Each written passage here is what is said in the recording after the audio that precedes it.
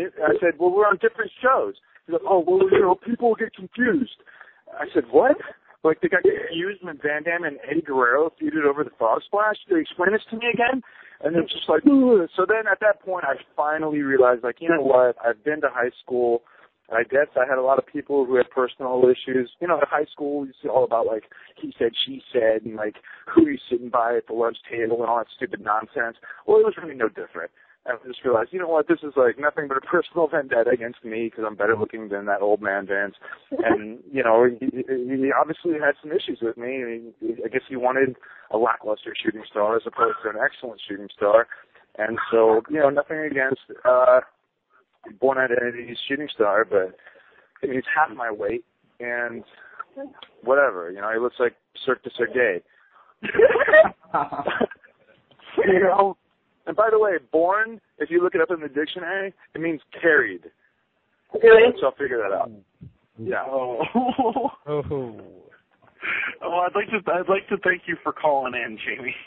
All right. Jamie, thank you. AG Vito, okay. You got some question or comment for Paul London? I do have a question for Paul London.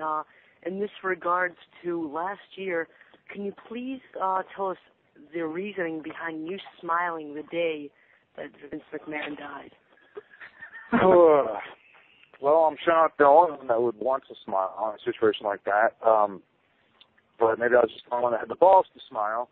But also, I'll be flat out honest with you, man. I had no clue what was going on, okay? I had no clue this guy was going to his quote-unquote destruction or demise. I had no idea, okay? I was just told, hey, man, you guys stand in this hallway and, like, this dude's going to walk through here all befuddled and odd and, you know, trying to walk bigger than he really is, you know, and it was like, okay, just react to him. So it was like, okay. And I figured, well, everyone's trying to put on their best acting faces, which is a joke. And so, you know, if you look back there, what's funny to me, before I answer this question fully, is that, you know, my like, hey, you don't suspect me, kind of tongue-in-cheek, silly smile, like, the fact that that is what got the most talk about this, that is what is ultimately funniest to me, because the comedy in that run is if you look at everybody else except me, and then you'll see some of the worst acting I've ever seen in my life. Like, I'm talking about people trying to look concerned. Like, you got, like, Sylvan or something sitting there, like, trying to look like, oh, man, what's going on? Like, it was ridiculous, man. Like, I see better acting on, like, Spanish telenovelas. And so, but no, sure enough, it was my, you know, shiny, pearly whites that stood out. And I do have perfect teeth, and I'm proud of them. And so, yeah, so what if I want to show off my teeth? And so, you know, but then I also saw somewhere when I went back over my contract, I looked through there, and apparently I did actually have a no smiling clause in my contract, so I was unaware of that. Like, that was a real surprise to me, because I was like, hey, did you guys get that no smiling clause in your contract? And they're like, what? No, man, no. We got the, you know, don't be entertaining clause, but we didn't get the no smiling clause. I said, really? Oh, that's really cool. Did Vince ever approach you about that? Absolutely. Several times. Well, I have one of the... well, I'll just say Colley's manager, that little douchebag, he, okay, there's a lot of, well, I can't say too much, but he basically was on that cried foul and brought the attention, because we did it maybe 20 times, and I smiled every freaking time. So I figured, well, after like the first 5 times, there shouldn't be a problem, right? But alas, it got microscopic. I don't think that's a word, but it got it put under the microscope, and you know, so they love making examples out of people. So whatever. We want to take more calls? Yeah, go ahead and take another caller. All right, we have Wicked Sin on the line. Wicked, you're on. Yo, what's up?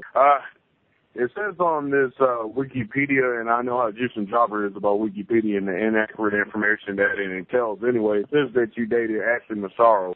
I was just wondering what she was like as far as relationship.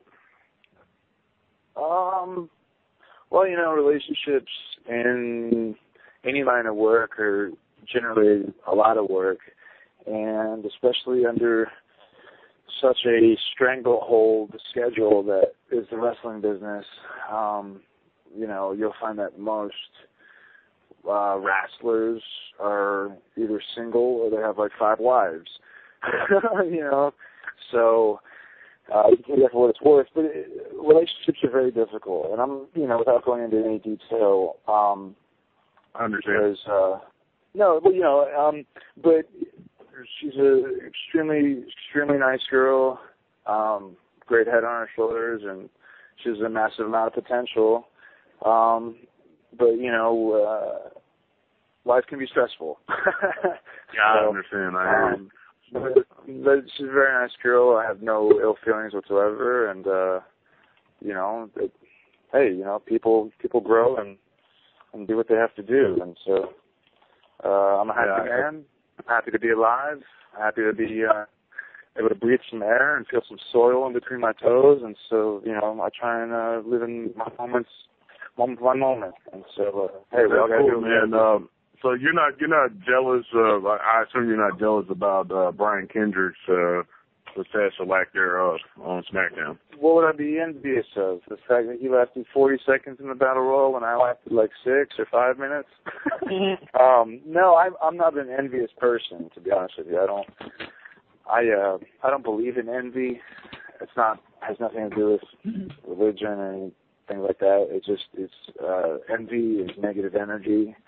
So I don't invite it into my life. I don't need it. It does nothing for me. If anything, I try and share positive energy and happiness for people, especially people who have been a pretty big part of my past. And so with Brian, we haven't always seen eye to eye, but that's kind of what helped make us a dynamic unit. I had to throw dynamic in there, you like that? And so if anything, I wish him success. I'm sorry to see that his push is basically been replaced by Casper, and so but I'm sure he's not surprised.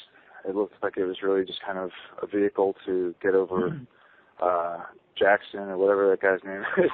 And so you know why I can't remember that name? Because Ezekiel is like a name out of like Children of the Corn. Like when I'm thinking Ezekiel, I'm thinking of like some pagan crap or like Jebediah or Malachi or something like that. It makes me think of Children of the Corn, and I think of like these little ginger kids, like in the cornfields and stuff. I'm just like, this guy has like Ezekiel, isn't he? He looks like T-Bone or something, you know what I mean?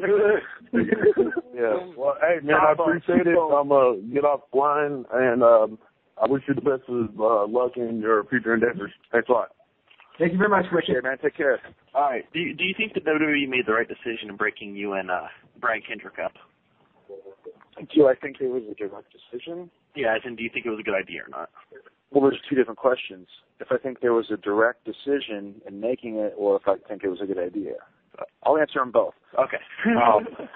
I think that somewhere one of the head of talent and possibly the boss and possibly Mr. Brian Kendrick had a little private meeting. He said, hey, this guy is too crazy for me. He speaks his mind, tends to get us in a lot of trouble. I don't want his trouble to be my trouble. I would like to do my own thing. Now's the best time because he's hurt. It's funny how everything happens when I'm hurt. And so I think, in one end, Brian was looking out for his own career, which is respectable. And not a huge surprise to me because I knew that, it wouldn't get lost forever. We were both kind of starting to run out of motivational steam as far as, I think, being fed mediocre opponents. Juicin Domino, crappy. So I think towards the decision-making process goes, I obviously have nothing to say about it, and felt that the plug was pulled way too early. But that also, I guess that kind of answers whether I thought it was a good idea or not.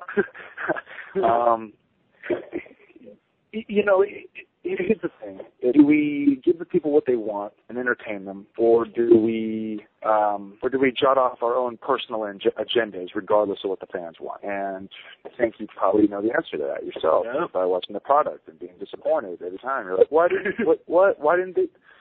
am I still watching this? You know what I mean? So, very true. We've all been there. I hope that answered your question. Sorry if it didn't, but I think it did.